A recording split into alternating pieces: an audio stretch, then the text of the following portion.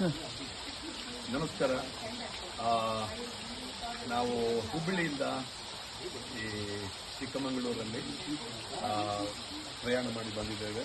ನಮ್ಮನ್ನು ಕರ್ಕೊಂಡು ಬಂದಿದ್ದಂಥ apple cab ಮತ್ತು ಡ್ರೈವರ್ ಹನುಮಂತಪ್ಪ ಅವರು ನಾವು ಭಾಳ ಎಂಜಾಯ್ ಮಾಡಿದ್ದೇವೆ.